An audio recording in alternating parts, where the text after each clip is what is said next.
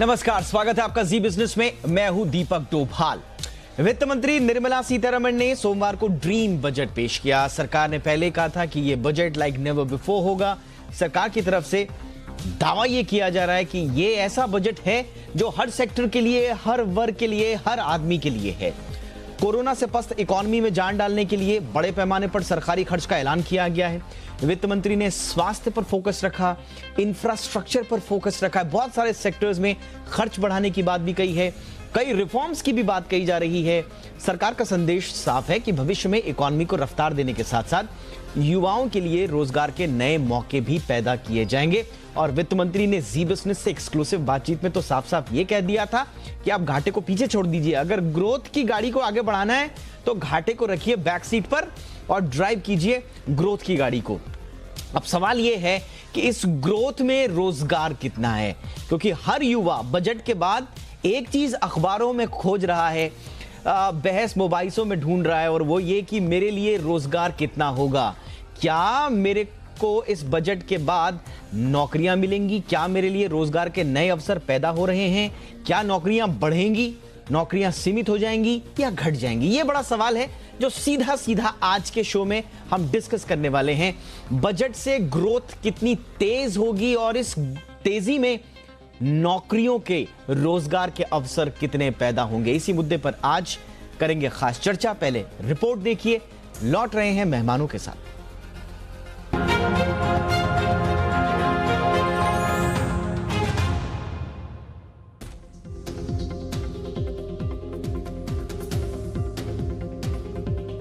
सरकार का dream budget दिलाएगा ड्रीम जॉब।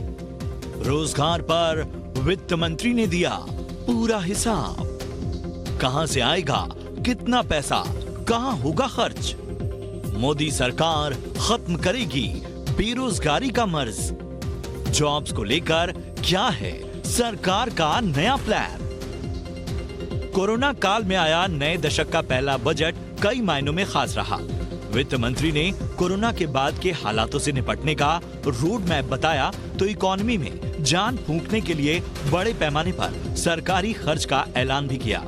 वित्त मंत्री ने संसद में स्वास्थ्य, शिक्षा, इंफ्रा और टेक्सटाइल सहित कई सेक्टर्स में खर्च बढ़ाने और आने वाले सालों में नए जॉब्स और रोजगार के अवसर पैदा करने की बात कही। जी बिजनेस से एक्सक्लूसिव बातचीत में भी वित्त मंत्री ने युवाओं को रोजगार देने के प्रति अपनी प्रतिबद्धता जाहिर की। आइए अब जान लेते हैं कि बजट 2021 में सरकार ने किन सेक्टर्स में कितना निवेश करने का ऐलान किया है। कोरोना को देखते हुए सरकार ने हेल्थ केयर के लिए 2,23,000 करोड़ आवंटित किए, जो पिछले साल से 137% ज्यादा है। सरकार ने हेल्थ इंफ्रास्ट्रक्चर को सुधारने के लिए 2 मोबाइल अस्पताल और 75,000 नए ग्रामीण हेल्थ सेंटर खोलने का ऐलान किया। वहीं रोड इंफ्रास्ट्रक्चर के लिए 1,18,000 करोड़ दिए।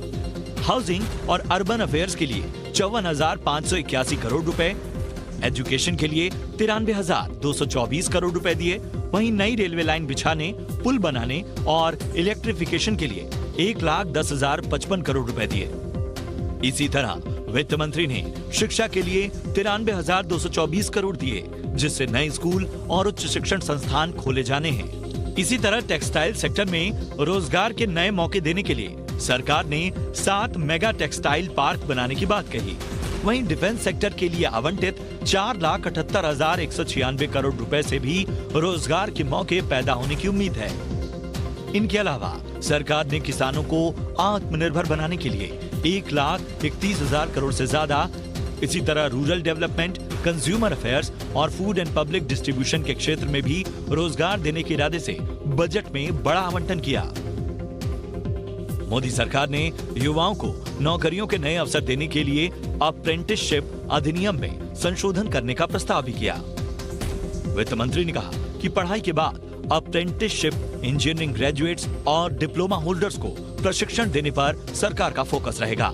इसके लिए मौजूदा नेशनल अप्रेंटिसशिप ट्रेनिंग स्कीम योजना यानी NATS के तहत 3,000 करोड़ रुपए से अधिक का प्रावधान किया जाएगा। इन सब के अलावा नई स्क्रेपेज पॉलिसी, नई शिक्षा नीति के लिए नए स्कूल, विनिवेश को बढ़ावा देने के कदमों के जरिए भी सरकार रोजगार के मौके खोलने की उम्मीद कर रही है। हालांकि कोरोना काल के बाद उपजे हालातों और संगठित और असंगठित क्षेत्रों दोनों में हुए नौकरियों के नुकसान की भरपाई कर पाने में ये बजट कितना कारगर होगा, ये आने वाला वक्त ही बताएगा। ब्यूरो रिपोर्ट, जी मीडिया।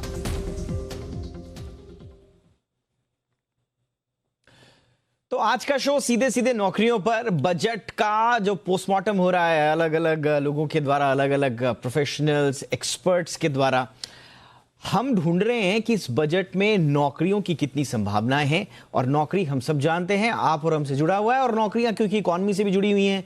नौकरी आएंगी तो आपके पास पैसा आएगा, हमारे पास पैसा आएगा, पैसा आएगा तो एक्सपेंडिचर बढ़ेगा, एक्सपेंडिचर बढ़ेगा तो इकॉनमी का पहिया आगे बढ़ेगा, और इकॉनमी आगे बढ़ेगी तो देश आगे बढ़ेगा। इसलिए इस साइकिल की जो शुरुआती जो बिंदु है, जो शुरुआती कड़ी है, वो है नौकरी।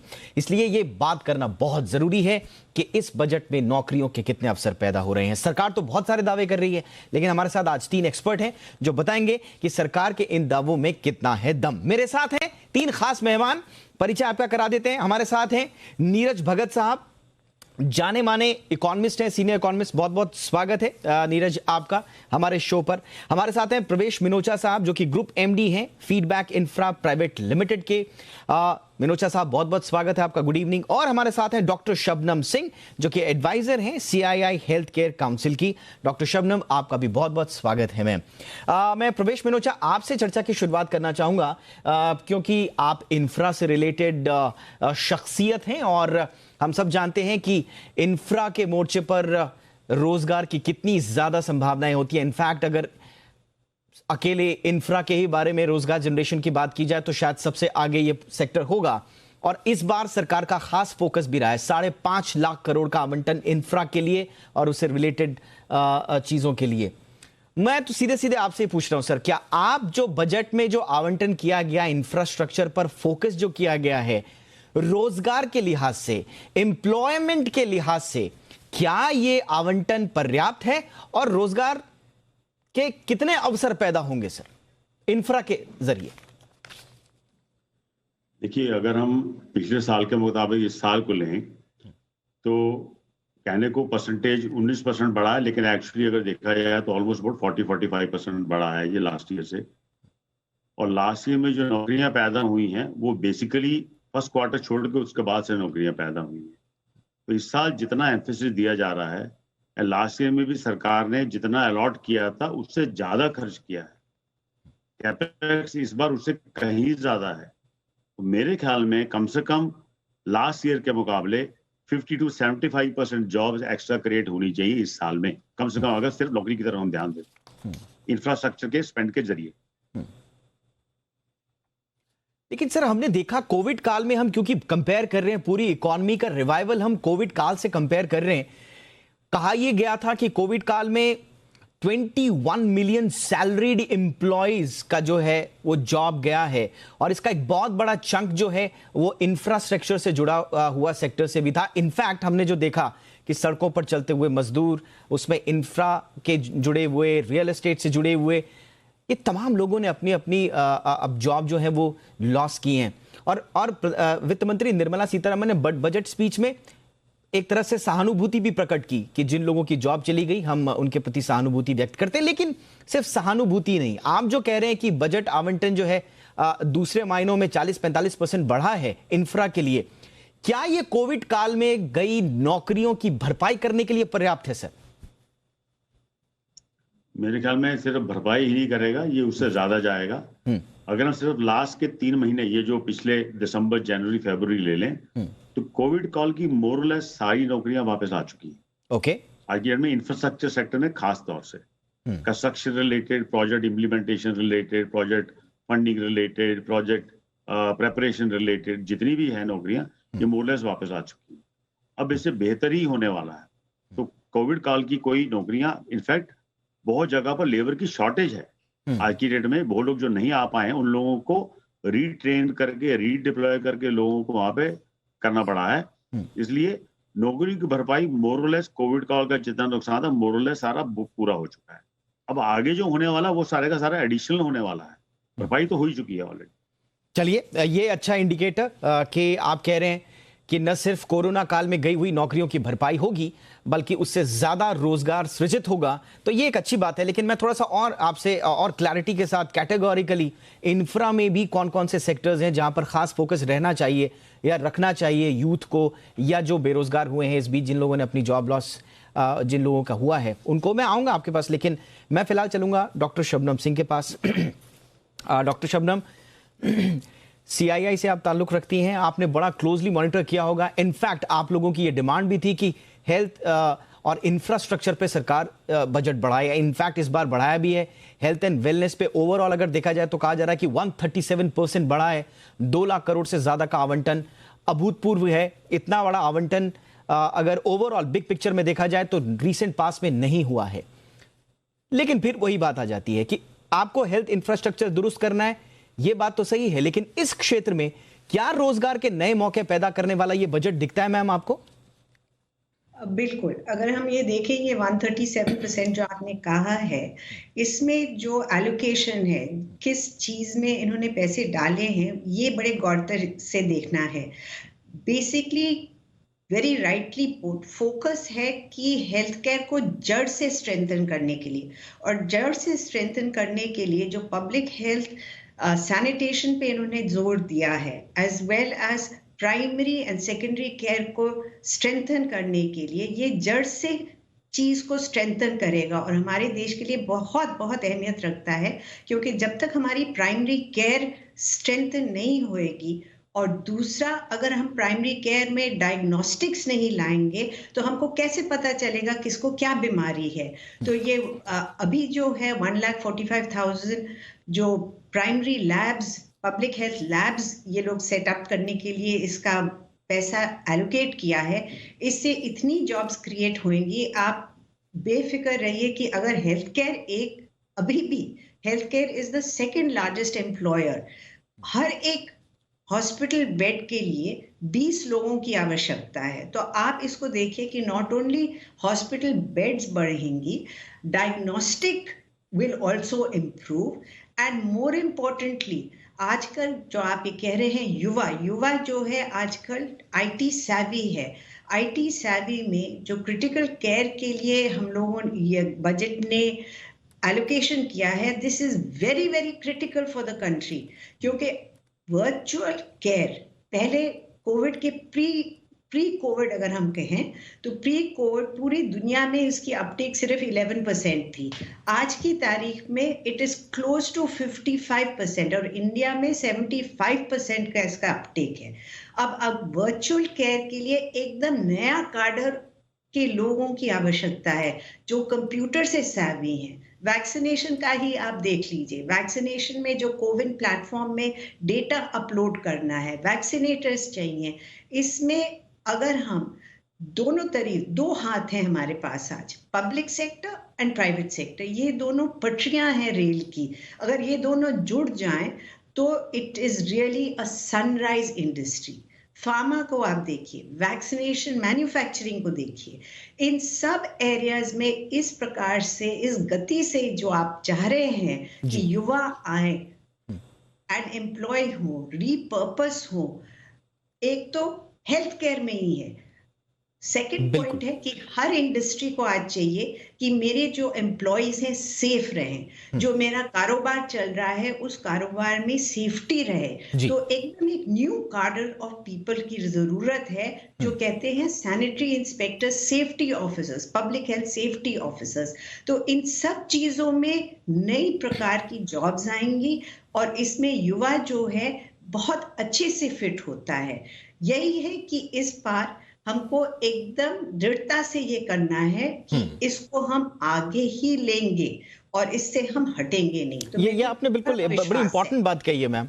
एक तो आपने जो एक सीधा जो डेटा दिया वो मुझे लगता है कि वो बड़ा इंपॉर्टेंट डेटा है, जो आपने कहा कि अगर एक बेड एक किसी हॉस्पिटल में बढ़ता है तो उसके साथ साथ 20 एम्प्लॉयमेंट भी, 20 लोगों का एम्प्लॉयमेंट एक बेड हॉस्पिटल में अलग अलग तरीके से बढ़ाता। तो ये बड़ा इंपॉर्टेंट है। जितने ज्यादा बेड्स आप बढ़ाएंगे, आप देखिए बेड बढ़ाने के साथ साथ आप बेड बढ़ा रहे हैं तो आप जाने भी बचा रहे हैं। एक ज्यादा बेड बढ़ गया यानी कि बहुत सारे मरीजों की जान बच रही है। और जान बचने के साथ साथ 20 लोगों को रोजगार भी एक बेड दे रहा है, तो मुझे लगता है कि ये सीधा सीधा हमें समझ जाना चाहिए कि हेल्थ केयर में बजट बढ़ने का मतलब क्या है इन टर्म्स ऑफ एम्प्लॉयमेंट। अब मैं नीरज भगत आपके पास आना चाहूंगा। मैं ओवरऑल आपसे बिग पिक्चर में पूछना चाहूंगा, एम्प्लॉयमेंट के लिहाज से हमने कैटेगोरिकली इंफ्रा और स्वास्थ्य पर तो बात इसलिए की क्योंकि सबसे ज्यादा फोकस इस बजट के मुख्य हाईलाइट ये दोनों ही सेक्टर्स हैं, लेकिन ओवरऑल बिग पिक्चर में अगर आप पूरे बजट को देखते हैं तो एम्प्लॉयमेंट जनरेशन के लिहाज से ये कितना अहम बजट है? देखिए दीपक जी, आप कितने भी फॉरेन इन्वेस्टर्स हैं या जो इंडिया में इन्वेस्टर्स हैं, उनकी हमेशा से यही मांग रही है कि आप जो है इंफ्रा पे, गवर्नमेंट को इंफ्रा पे स्पेंडिंग करनी पड़ेगी। अब आपको समझना पड़ेगा इंफ्रा पे स्पेंडिंग क्यों जरूरी है। अगर देखिए इंफ्रास्ट्रक्चर हमारा मजबूत होता है, एक तो सबसे पहले क्या होता है कि इंफ्रास्ट्रक्चर को बनाने के लिए जो लोग काम करते हैं, एक तो वर्कर्स इमीडिएटली चाहिए होती है तो उनको सैलरीज मिलने लग जाती हैं। जब सैलरीज मिलती हैं तो उनकी कंजम्पशन पावर बढ़ जाती है और कंजम्पशन बढ़ती है तो डिमांड क्रिएट होती है। दूसरी बात, जैसे आप इंफ्रास्ट्रक्चर डेवलप कर लेते हैं तो इंफ्रास्ट्रक्चर की वजह से बाकी सारे सेक्टर्स में भी डेवलपमेंट हो जाती है। चाहे आप टेक्सटाइल लीजिए, चाहे ऑटोमोबाइल लीजिए, चाहे आप टूरिज्म लीजिए, तो क्या होता है अगर आपका जो इंफ्रास्ट्रक्चर डेवलप्ड है तो एक तो फॉरेन इन्वेस्टर्स इंडिया में आने के लिए ल्योर हो जाते हैं। दूसरी बात, जो इंडिया में भी जो बिजनेसमैन है, जो कंपनीज हैं, वो भी एक फ्यूचर इन्वेस्टमेंट करती हैं।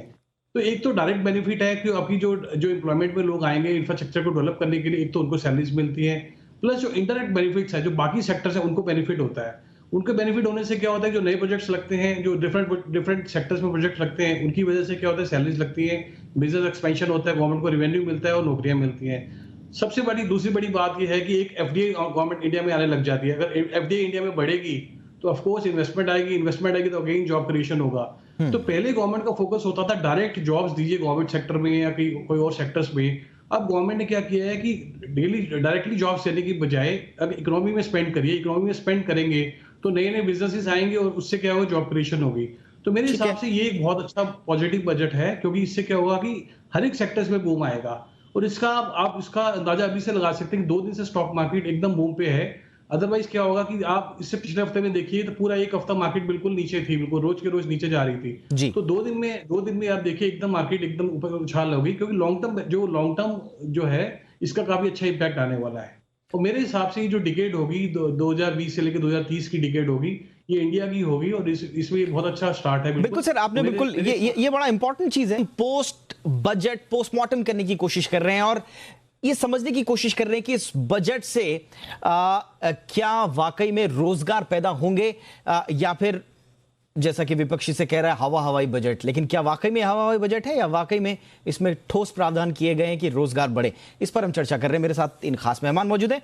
प्रवेश जी, मैं आपके पास आना चाहूंगा। देखिए प्रवेश जी, देखिए इनफॉर्मल वर्कर्स हों, सर्कुलर माइग्रेंट्स हों या एग्रीकल्चर लेबर हों, हमने कई बार देखा है कि इंफ्रा के क्षेत्र में सरकार की नीति भी होती है। सरकार इनको थोड़ा बहुत कैश बेनिफिट्स और दूसरी तरह के योजनाओं से इनको फायदा देने की कोशिश करती है।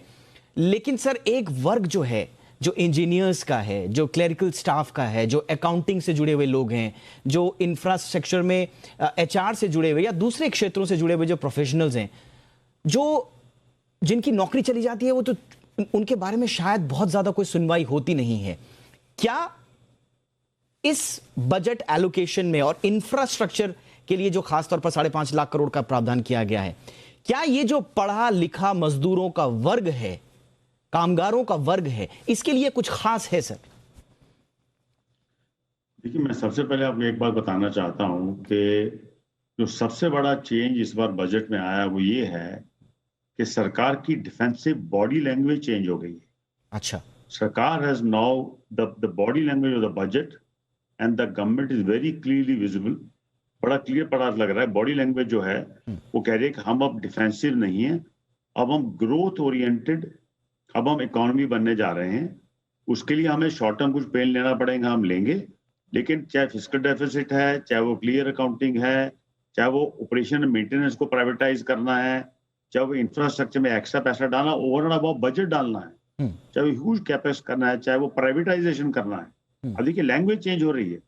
It is not any more कि हम लोग मॉनेटाइजेशन कर रहे हैं, और नहीं, हम सीधे हम बात कर रहे हैं प्राइवेटाइजेशन। तो जो बॉडी लैंग्वेज चेंज हो रही है ये हमारे इंफ्रास्ट्रक्चर के स्पेंड में।